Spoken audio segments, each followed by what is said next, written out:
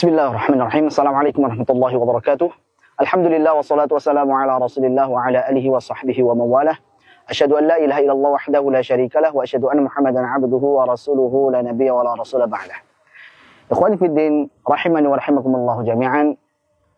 Para sahabat yang semoga dirahmati oleh Allah Subhanahu wa taala. Allah Subhanahu wa taala sengaja menciptakan kita di dunia ini bukan karena tujuan yang sia-sia belaka. Di akhir surah Al-Mu'minun, Allah Subhanahu wa taala berfirman, "Afahasibatum annama khalaqnakum 'abatha wa annakum ilaina la turja'un?" Apakah kalian menyangka bahwasanya kalian itu diciptakan dengan sia-sia belaka, tanpa ada tujuan yang pasti, tidak melaksanakan apapun? Dan kalian menyangka bahwasanya kalian tidak akan dikembalikan kepada Allah Subhanahu wa taala? Tentunya tidak. Allah Subhanahu wa taala sengaja menciptakan kita untuk tujuan yang sangat mulia, yaitu agar kita beribadah kepada Allah Subhanahu wa taala. Sebagaimana firman Allah Subhanahu wa taala yang masyhur dari surah Adz-Dzariyat ayat 56, Allah berfirman, "Wa ma khalaqtul jinna wal insa illa liya'budun." Dan tidaklah aku ciptakan jin dan juga manusia melainkan untuk beribadah kepadaku. Maka teman-teman sekalian yang semoga dirahmati oleh Allah Subhanahu wa taala, kita hidup di dunia ini pada intinya adalah untuk beribadah kepada Allah Subhanahu wa taala. Karena dunia ini sementara. Kita tidak hidup selamanya di dunia ini. Dunia dan apa yang ada di isinya, semuanya ini adalah fana. Dan semuanya akan sirna, dan semuanya akan kembali kepada Allah Subhanahu wa taala. Dalam sebuah hadis dari Abu Sa'id Al-Khudri radhiyallahu anhu, Nabi sallallahu alaihi wasallam bersabda, "Ad-dunya hulwatun khadiratun." Dunia itu manis selagi hijau. Manis karena menggiurkan, menggoda. Sedangkan hijau menyejukkan. Akan tetapi ingatkah kita bahwasanya yang hijau tidak selamanya hijau. Karena yang fana tidak akan kekal selama-lamanya. Hari ini hijau, pada akhirnya seiring berjalannya waktu dia akan menguning. Setelah menguning, akhirnya pun gugur. Sebagaimana kita manusia, mungkin hari ini kita sehat, mungkin hari ini kita bugar, akan tetapi seiring dengan berjalannya waktu, maka kekuatan tersebut akan semakin melemah. Usia kita semakin bertambah, dan pada akhirnya kita pun akan kembali kepada Allah Subhanahu wa taala. Karena perjalanan kita masih panjang, setelah ini masih ada alam barzakh, ada yaumul ba'ts, kita dibangkitkan oleh Allah Subhanahu wa taala menuju padang mahsyar. Kemudian akhirnya kita pun juga akan dihisab oleh Allah Subhanahu wa taala, ditimbang amalan kita. Kemudian berikutnya Allah akan balas. Sekecil apapun perbuatan baik akan diganjar, sekecil perbuatan buruk maka Allah Subhanahu wa taala akan balas. Selanjutnya kita akan melewati sirat, dan pada akhirnya nantinya tujuan kita apakah ke surga dan neraka kita. Kita berharap pada Allah Subhanahu wa taala tujuan akhir kita adalah di surga Allah Subhanahu wa taala. Maka perjalanan yang panjang ini perlu persiapan. Karena di dunia saja ketika kita sedang safar, bepergian, yang mungkin hanya beberapa kilo, beberapa puluh maupun berapa ratus kilo, kita perlu persiapan, membawa bekal agar perjalanan kita lancar sampai ke tujuan, tidak kurang suatu apapun. Maka demikian pula dengan perjalanan panjang kita ke akhirat kelak, hendaklah kita mempersiapkan bekal dengan sebaik-baiknya. Dan sebaik-baik bekal itu adalah takwa. Wa tazawwadu fa inna khairaz zadi taqwa. Dan berbekallah karena sebaik-baik bekal adalah takwa. Dan takwa maknanya sangat banyak. Di antaranya para ulama, khususnya sahabat Ali bin Abi Thalib radhiyallahu anhu, beliau mendefinisikan takwa. At-taqwa, takwa itu adalah huwa al-khawfu minal jalil, yaitu kita takut kepada Allah Subhanahu wa taala.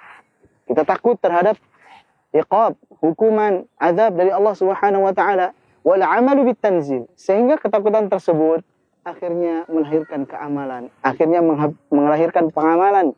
Kita beramal, kita melaksanakan perintah Allah Subhanahu wa taala dan menjauhi pelarangannya berdasarkan apa yang Allah turunkan dalam Al-Qur'an dan yang dijelaskan oleh Nabi sallallahu alaihi wasallam dalam hadisnya. Yang berikutnya kita ar-ridha bil qalil, kita ridha, kita qanaah, kita menerima atas apa yang Allah berikan meskipun sedikit di mata kita.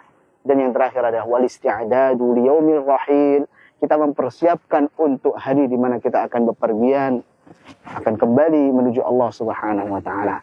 Al-Imam Asy-Syafi'i di dalam Diwan Asy-Syafi'i beliau mengatakan, "Tazawwad minat taqwa fa innaka la tadri." Berbekallah dengan ketakwaan karena sesungguhnya engkau tidak tahu. Idza janna lailun hal ta'ishu ila al-fajri. Apakah ketika nantinya malam itu telah gelap gulita, engkau masih hidup sampai waktu fajar? Tidak ada yang tahu kapan Allah akan menyambut akan menyambut ajal kita, nyawa kita. Kapan tibanya ajal kita? Kapan Allah Subhanahu wa taala memanggil kita? Tidak ada yang tahu. maka hendaklah kita berbekal dengan ketakwaan tersebut. Beliau melanjutkan, fakam min sahihin mata min ghairi illatin. Betapa banyak orang yang dia itu sehat, bugar badannya, sering berolahraga, akan tapi kemudian tiba-tiba meninggal tanpa sebab penyakit terlebih dahulu.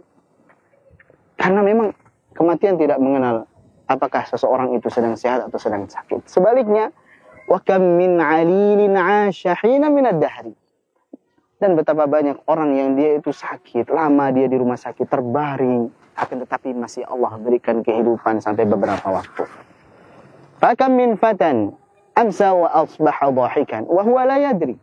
Fa kam min fatan amsa wa asbaha dhahikan wa qad nusijat akfanuhu wa huwa la yadri. Dan betapa banyak pemuda yang di waktu sore maupun di waktu pagi dia tertawa, bersenda gurau dengan teman-temannya. Sedangkan kain kafannya telah dirajut, sedangkan dia dalam kondisi tidak menyadarinya. Wa kam min sigharin yurtaja tula umrihi. Dan betapa banyak anak-anak kecil yang diharapkan panjang umurnya. Wa qad udkhilat ajsamuhum zulmatal qabri. Sedangkan ternyata kematian mendatanginya dan dimasukkanlah jasadnya tersebut pada kegelapan alam kubur. Maka ikhwani fiddin rahimani wa rahimakumullah jami'an. Berbekallah kita dengan takwa. Kita berusaha menjalankan apa yang Allah perintahkan kepada kita semampu kita. Dan kita menjauhi betul-betul segala larangan yang Allah SWT larang kepada kita. Dan kita berharap keistiqomahan serta husnul khatimah, akhir kehidupan yang baik, dengan cara kita berusaha untuk berada di atas ketaatan kepada Allah SWT. Karena sesungguhnya siapa yang terbiasa hidup dengan sesuatu, dia akan meninggal dalam kondisi sesuatu tersebut. Dan yang dia meninggal dalam sesuatu, maka dia akan dibangkitkan dalam kondisi sesuatu tersebut. Sebagaimana yang masyhur, man 'asha 'ala syai'in mata 'alaihi. Barang siapa yang hidup dalam kondisi sesuatu, dia akan meninggal biasanya dalam kondisi sesuatu tersebut. Yang biasa berbuat baik, ke masjid, berjalan kaki ke masjid, membaca Al-Quran, belajar ilmu, berbuat kebaikan yang lainnya, biasanya meninggal dalam kondisi tidak jauh daripada kesehariannya tersebut.